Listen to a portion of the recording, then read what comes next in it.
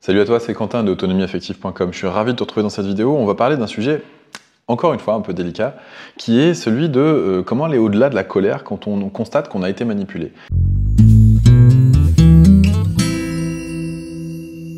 Dans cette vidéo, qui va être relativement longue, je vais te proposer 4 étapes pour essayer de voir comment sortir de cette colère, comment aller au-delà de cette colère. Ça ne veut pas dire aller contre cette colère, elle est en toi, elle vit en toi et c'est important qu'elle y soit. Maintenant, tu peux pas passer ta vie dedans. L'idée, c'est quand même de réussir à un moment donné de trouver quoi en faire. Pas forcément comment en sortir, genre l'abandonner parce qu'elle n'est pas légitime. Je la considère comme tout à fait légitime. Maintenant, c'est quoi en faire et comment la transformer, comment en faire quelque chose qui va te permettre de grandir. Donc déjà, on va dans un premier temps essayer d'expliquer ce que c'est que la colère. Après, dans un deuxième temps, on va expliquer quels sont les dangers de la colère aussi. Ensuite, c'est une colère qui est liée à la manipulation, donc expliquer un petit peu aussi eh bien, ces jeux de manipulation, quels sont les rouages, mais globalement, et puis dans un dernier temps, comment sortir de là. Donc ça va être une vidéo un petit peu longue. J'espère que tu es prêt, j'espère que ça t'intéresse à fond, j'espère que tu es suffisamment motivé pour suivre le truc. On arrive au premier point tout de suite, c'est parti, c'est qu'est-ce que la colère et pourquoi est-ce que c'est vachement bien d'être en colère. Dans les relations de dépendance affective, si c'est ce que tu as traversé, en tout cas moi ça a été mon cas, à un moment donné on se rend compte que l'autre nous a roulé dans la farine, nous a traîné dans la boue limite, nous a manqué de respect à un point comme c'est pas permis, a failli nous détruire, voire même parfois, et on est passé vraiment à ça, de se faire complètement défoncer, sur tous les plans de sa vie, quoi. Et à ce moment-là, quand on réalise ça, on a une espèce de colère en soi. Alors je sais pas si tu connais ça. Et cette colère-là, elle est vraiment désagréable. Parce qu'on ne peut pas la dépasser. Alors, on entend souvent dans les vidéos de développement personnel de dire il faut pardonner, il faut aller dans le pardon, voilà, l'amour, le pardon. Ouais, non mais à un moment donné, stop quoi. Enfin, je veux dire, pardonner à quelqu'un qui en a voulu quasiment ma peau, non, j'y arrive pas, quoi. Donc qu'est-ce qu'on peut faire pour aller au-delà de la colère quand on se rend compte qu'on a été manipulé? Alors, déjà, le premier truc, c'est que je voudrais te dire que c'est pas de la théorie ce que je te dis là. C'est-à-dire que c'est quelque chose que j'ai traversé moi-même. C'est vraiment quelque chose, je sais exactement où est-ce que ça fait mal. On a le bide qui se tord là, on se dit putain c'est pas possible, on a la rage, on a presque envie de tout casser, on a envie d'aller débarquer chez l'autre et de faire quelque chose de violent à la limite. Et en tout cas, ça met vraiment dans une situation où c'est une émotion qui est très difficile à gérer. Et puis quand on entend en plus les thérapeutes ou les accompagnants ou les coachs nous dire sois dans le pardon, on a l'impression que c'est encore pire parce que on a l'impression qu'ils ne comprennent pas notre colère. Et puis nous-mêmes, on la comprend peut-être pas d'ailleurs. Donc pour pouvoir comprendre ce que c'est déjà, je crois que ce qui est important, c'est de faire la distinction entre la colère et la violence. Il y a une différence entre la colère et la violence. La violence, c'est quelque chose qui va nous pousser à être agressif contre l'autre, que ce soit verbalement ou physiquement. La colère, c'est pas tout à fait la même chose. La colère, c'est un état interne. Dans cet état interne, on sent qu'il y a quelque chose qui bout à l'intérieur de soi, on n'en peut plus. Et comme on n'en peut plus et qu'on ne maîtrise pas ce que c'est, très souvent, on confond colère et violence. Et on peut être en colère sans forcément être en violence. La colère, c'est un état interne qui nous fait dire à un moment donné, là, il faut que je réajuste la limite entre mon monde intérieur et le monde extérieur. Ça, c'est pas possible. Là, il faut que je redéfinisse l'interface. Et c'est une énergie qui, pour moi, est saine parce que c'est une énergie qui vient de l'intérieur vers l'extérieur et qui vient après la phase apathique où, en général, on est triste, on s'en veut, on culpabilise, on est là, on n'est pas bien, on est dans la tristesse, on est dans l'apitoiement, on est dans le repli sur soi. Et puis, à un moment donné, ce repli sur soi, eh ben, on n'en peut plus, on a besoin de changer d'état parce que l'humain a besoin de changer. Et donc, on va changer et on va exploser vers l'extérieur. Cette explosion vers l'extérieur, elle est fondamentale et elle est nécessaire parce qu'elle va permettre justement de redéfinir l'interface entre son monde intérieur et le monde extérieur. À un moment donné, quand on a été abusé, c'est-à-dire que la limite n'a pas été respectée et qu'on a laissé quelqu'un d'autre ou quelqu'un d'autre s'est permis de franchir cette limite et de venir dans notre monde intérieur et venir nous piller quelque part au niveau émotionnel, au niveau financier, au niveau ce que tu veux. Quand quelqu'un est un petit peu trop rentré, eh bien à ce moment-là, on a une réaction de défense et on va repousser l'autre presque instinctivement. Et la colère, c'est ça. La colère, c'est une énergie du plus jamais ça. C'est une énergie de réappropriation de son monde. C'est une énergie de réappropriation de ses idéaux, de ses désirs. Et ça, c'est quelque chose d'hyper important. Se permettre d'être en colère par rapport à un de ses ex permet de se réapproprier son désir sexuel aussi, parce qu'on a donné de soi, on s'est investi dans l'intime, et si on n'accepte pas d'être en colère, eh bien, quelque part, c'est comme si si on voulait aller dans le pardon tout de suite, c'est comme si on comprenait ce que l'autre avait vécu, et puis son désir, il reste un petit peu aussi dirigé vers l'autre, et puis du coup on peut pas se le réapproprier, puis du coup on peut pas le diriger vers quelqu'un d'autre, on peut rien reconstruire. Donc la colère, elle est saine. Après, il y a une différence entre la colère et la violence. En tout cas, c'est mon point de vue. Pour moi, la colère est saine. Donc voilà pourquoi c'est quelque chose d'hyper important. Ça permet de redéfinir l'interface entre son monde intérieur et le monde extérieur, et de se réapproprier justement cet espace qui devient de nouveau à soi, alors qu'il a été abusé. Donc cette interface entre soi et le monde, c'est le garant de notre intégrité quelque part. J'y reviendrai à la suite de cette vidéo. On en arrive maintenant au deuxième point. C'est quoi les dangers de la colère? Maintenant que j'ai dit que c'était vachement bien, c'est bien, mais ça dépend comment on l'utilise. C'est un petit peu comme tout, hein. Une voiture, c'est vachement bien, ça nous permet de nous déplacer à un point A à un point B, oui, sauf que si on l'utilise pour rentrer dans tous les piétons qui passent autour, a priori, c'est pas très très bien une voiture. Donc bref, la première erreur qu'on fait quand on est en colère, c'est qu'en général, on se trompe de cible. Il y a une différence entre être en colère pour soi, pour pouvoir redéfinir son espace, comme je l'ai dit juste avant, donc redéfinir son intégrité, redéfinir ses frontières, et puis être contre l'autre. Et très souvent, on prend cette colère, on la dirige contre l'autre parce qu'on estime que c'est l'autre qui nous a agressés. Et on oublie que c'est une dynamique relationnelle. C'est-à-dire que l'autre nous a peut-être abusé, a peut-être rentré dans un périmètre, mais nous, on n'a pas su non plus le défendre à un moment donné. Et donc la colère, elle est saine quand elle est pour soi, pour pouvoir se permettre à un moment donné de se dire plus jamais ça. Là, la prochaine fois, mon espace d'intégrité, je vais le respecter, la personne ne dépassera pas cette limite-là. Parce que je me le promets, parce que je me le dois, parce que je suis le seul et unique garant de mon intégrité, et que la prochaine fois, pour moi, je me mettrai en colère. Mais pas contre l'autre, juste pour moi. Et c'est pas la même chose. C'est vraiment, ça paraît complètement anodin comme distinction, et pourtant je te promets que c'est vraiment, vraiment différent de dire à quelqu'un, écoute, je suis en colère, je n'accepte pas que tu viennes jusque-là. Ce n'est pas tolérable ni pour toi, ni pour n'importe qui d'autre dans ma vie. Je ne permettrai à personne de me dire les choses comme ça. Je permettrai par exemple à personne de m'insulter, ou je permettrai à personne de me frapper.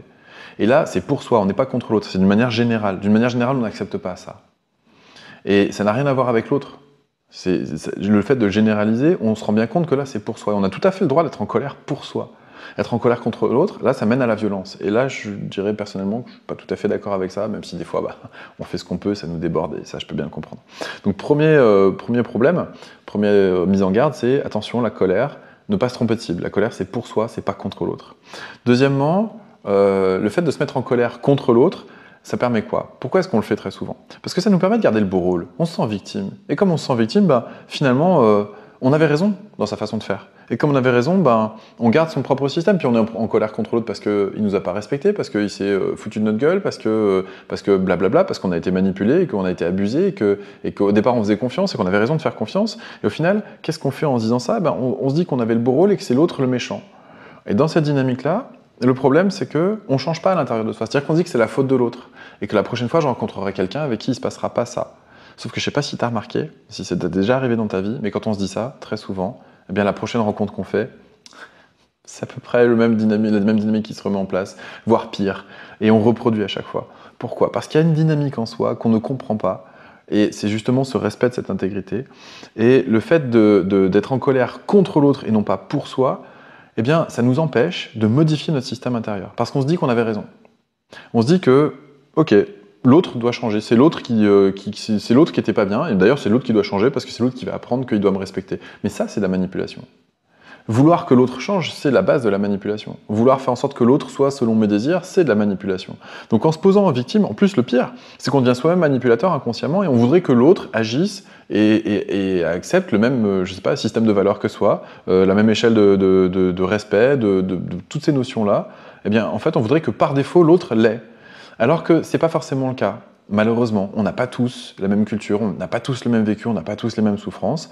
Et pour certaines personnes, venir jusqu'à tel endroit, c'est normal. Par exemple, voilà, je suis invité chez des amis, j'ai envie de me faire un thé, c'est normal que j'aille prendre la bouilloire sans rien demander. Je me sers, voilà, je vais ouvrir les placards pour trouver le thé, machin. Et quelqu'un qui va débarquer là va trouver que c'est complètement intrusif, par exemple, et que c'est abusé, que j'aurais dû demander parce que je suis pas chez moi. Et puis il y a d'autres personnes qui vont dire non, mais de toute façon, oui, c'est normal, fais comme chez toi, etc. Donc en fait, ça dépend des gens, là où est-ce que l'abus se situe. Ça dépend de chacun. Et toi, si jamais tu es en colère contre l'autre, et non pas pour toi, ça veut dire que tu voudrais que l'autre change. Ça veut dire que toi, tu gardes le beau rôle. Et le pire dans l'histoire, c'est qu'en gardant le beau rôle, ça veut dire que tu gardes tes schémas internes et ton échelle personnelle. Ça veut dire que tu gardes le même système qu'avant. Et en gardant le même système qu'avant, le problème, c'est que tu augmentes ton nombre de chances, ton pourcentage de chances de retomber sur le même type de personne. parce que tu restes dans la même dynamique. Or, l'idée d'une expérience désagréable comme ça, c'est au minimum de changer de dynamique pour se dire plus jamais ça, qui est quand même la base de l'énergie de la colère. Donc le plus jamais ça, il est super important. Et le plus jamais ça, si toi tu restes dans ton schéma de base, eh ben, tu vas le retrouver ce plus jamais ça. Donc finalement, cette colère, en la dirigeant contre l'autre, tu en perds les bénéfices. Donc ça, c'est vraiment très très important, c'est ne pas se tromper de cible dans la colère. La colère, c'est pour soi, c'est pas contre l'autre. En tout cas, c'est comme ça que je le vois. Voilà à peu près pour les dangers de la colère. Maintenant, on peut en arriver au troisième point de cette vidéo, qui est la manipulation.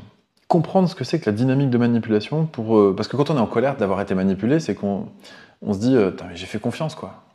Moi, j'étais sincère, j'étais à cœur ouvert dans l'histoire, et l'autre, il s'est servi, il m'a piétiné comme un paillasson, comme je sais pas, voilà, il m'a complètement écrasé, voilà, il m'a complètement dévasté. Et je me sens limite comme un terrain de rugby après un match alors qu'il a plu, voilà, dans un état complètement dévasté. Je sais pas pourquoi j'ai cette image qui m'est venue dans la tête, mais bref. Donc en fait, ce qu'il faut bien comprendre, c'est qu'une personne qui est dans la dépendance affective, c'est-à-dire qui va donner plus d'importance à la relation qu'à la personne, et qui est dans une pathologie du lien, une personne qui est dans cette dépendance affective-là, va appeler un manipulateur, qui lui aussi est dans la pathologie du lien. Et en fait, cette pathologie du lien, c'est la même, simplement elle ne s'exprime pas de la même manière.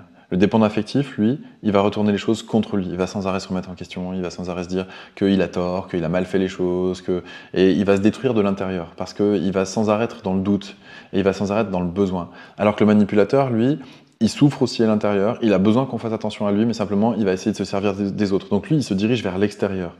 Le dépendant affectif, c'est une destruction intérieure, le manipulateur, c'est une destruction extérieure. Mais c'est toujours une énergie de destruction. C'est à un moment donné, on manque d'amour en soi.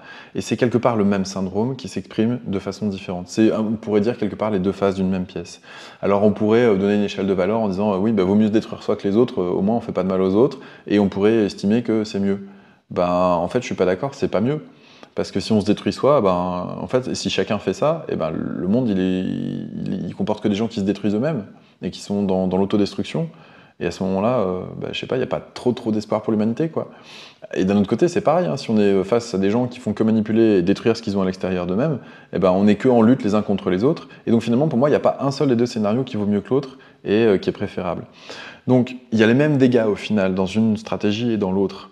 Et ce qu'il faut bien comprendre, c'est quand on rencontre quelqu'un, il y a une mise en résonance.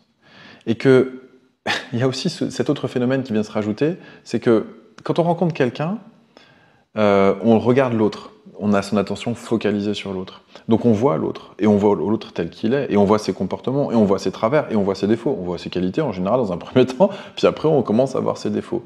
Et quand on commence à voir ce qu'on appelle ces défauts, ce qui en fait sont, on va dire, l'expression de ses failles et de ses faiblesses, pour moi, plus que des défauts, parce que défaut, ça veut dire jugement, voilà, je préfère force et failles plutôt que qualité et défaut. C'est une question linguistique qui pour moi est importante. J'espère que ça ne te pose pas de problème.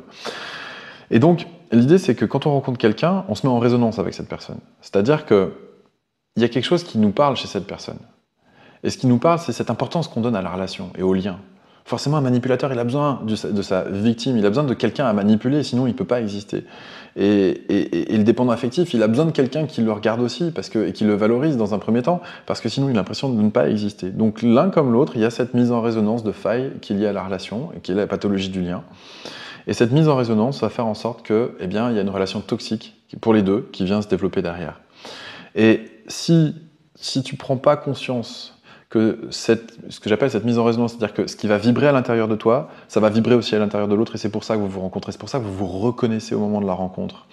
Et c'est pas, t'es la pauvre victime qui est tombée sur quelqu'un qui a été méchant avec toi et qui a voulu te bouffer, c'est vous êtes rentré en résonance sur cette pathologie du lien, et le résultat c'est que toi, tu t'es bouffé de l'intérieur, et lui, il est venu te bouffer depuis lui. C'est-à-dire qu'en effet, c'est dirigé contre toi, quelque part, mais c'est ce que tu as demandé, puisque c'était ta démarche de sacrifice, quelque part. C'est-à-dire que le lien était plus important que toi, tu t'es pas respecté dans l'histoire.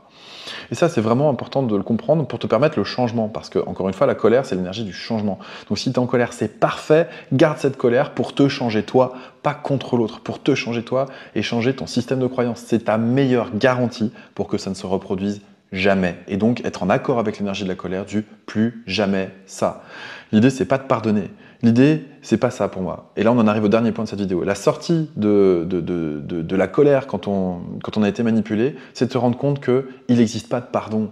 Parce que le pardon, ça crée quoi? Ça crée encore une hiérarchie dans l'histoire. C'est-à-dire qu'il y en a un qui vaut mieux que l'autre. Et s'il y en a un qui vaut mieux que l'autre, ça veut dire qu'en fait, c'est une histoire de manipulation qui continue, un combat d'ego, c'est moi j'ai raison, toi t'as tort. Et c'est un petit peu ça la manipulation quelque part, c'est vouloir faire entendre à l'autre qu'il a raison, c'est pas l'accompagner à se comprendre. Et ça, c'est pas la même chose. Donc pour moi, le pardon, ça n'existe pas parce que le pardon, c'est une question d'énergie divine, c'est le pardon divin, c'est je suis au-dessus et je vais te pardonner tes fautes. Mais en pardonnant tes fautes, je me place au-dessus de toi. Et toi, l'absolution. Et puis en général, quand tu dis oui, excuse-moi, pardonne-moi, on se met en position d'infériorité directement. Donc en position d'infériorité, on se met dans la position de celui qui appelle la sanction, parce qu'on se met soi-même en position d'infériorité. Donc pour moi, la notion de pardon crée une hiérarchie et crée un problème. Je préfère largement la notion de pardon, la notion d'acceptation. C'est ok, j'accepte qu'à un moment donné, ça a été difficile pour toi, ou j'accepte qu'à un moment donné, ça a été difficile pour moi. J'accepte d'avoir été dans des relations pour pouvoir combler des failles, par erreur, pour des mauvaises raisons, pour des mauvaises motivations. J'accepte que ça a été ma stratégie jusqu'à présent. Et en l'acceptant, à ce moment-là, on peut commencer à donner du sens à ça. On peut essayer de voir quelles sont ses propres failles qu'on a cherché à combler dans l'histoire, et on peut commencer à casser ses habitudes. Il n'y a que en étant dans l'acceptation de ce qui s'est passé, dans l'acceptation de sa responsabilité, et ça c'est vraiment quelque chose de fondamental pour sortir de là, c'est le principe de responsabilité. Le principe de responsabilité, il dit quoi? Il dit que là où tu en es dans ta vie maintenant, c'est le résultat de tous les choix que tu as fait avant. Et ça, je pense que c'est difficilement contestable. C'est-à-dire que tous les choix que tu as fait avant, qu'ils étaient conscients ou inconscients, t'ont amené là où tu te trouves maintenant. Et j'insiste bien sur le fait qu'ils étaient conscients ou inconscients. Les choix que tu as fait en conscience, tu les assumes a priori. Maintenant, les choix que tu as fait inconsciemment, vu que c'était inconscient, tu ne peux pas les assumer puisque tu n'en as pas conscience. Mais à chaque fois que tu as eu un événement extérieur et que tu as réagi, ça a toujours été ta réponse. C'est personne qui a répondu à ta place. Tu t'es peut-être forcé, toi, à répondre pour plaire à quelqu'un, mais ça a toujours été ta réponse. Quoi qu'il en soit, quoi que tu aies fait dans ta vie, ça a toujours été ta façon d'agir, et uniquement la tienne. Et c'est ça le principe de responsabilité. Et dans cette façon d'agir, même s'il y a des schémas inconscients qui se sont enclenchés contre lesquels tu as envie de lutter, que tu as envie de dépasser, eh bien, tu vas pouvoir y arriver en acceptant de les voir déjà dans un premier temps, de donner du sens à ça, c'est-à-dire te dire, ok, j'ai mis en place cette stratégie comportementale parce que ça répondait à telle faille, parce que ça répondait à tel besoin. Et en faisant ça, tu vas pouvoir casser tes habitudes. Tu vas pouvoir reprogrammer ton système de croyances. Et tu vas pouvoir redevenir enfin le garant de ton intégrité. Et si tu appliques tout ça, tu t'es servi de la colère pour ce pourquoi elle est faite. C'est-à-dire dire plus jamais ça, et pour toi, pour respecter ton espace vital, pour te respecter toi dans les prochaines relations. Et ça, c'est pas contre l'autre, c'est pour toi. Et ta colère, elle est saine. Et ta colère, je pense que tu as intérêt à l'utiliser pour en faire quelque chose de constructif. En tout cas, c'est mon point de vue, c'est vraiment ce que je te souhaite. J'espère que cette vidéo t'a permis de mettre des mots sur des émotions qui t'ont traversé, sur des dynamiques intérieures qui ont pu être les tiennes. J'espère que ça te permet de donner du sens, de conserver ta colère et de la conserver pour ce qu'elle vaut, c'est-à-dire que c'est la garante de ton intégrité physique, morale, émotionnelle, financière, peu importe quel que soit le domaine. Ta colère, si tu la prends pour toi et non pas contre l'autre, va te permettre de déplacer des montagnes, va te permettre de changer ton système de croyance et c'est la meilleure chance que tu puisses avoir pour changer de type de relation la prochaine fois. En tout cas, c'est vraiment tout ce que je te souhaite. J'espère que cette vidéo t'a vraiment aidé. Si elle t'a plu, n'hésite pas à mettre un like, à mettre des commentaires. Et en tout cas, moi je te dis à bientôt pour une prochaine vidéo. Ciao!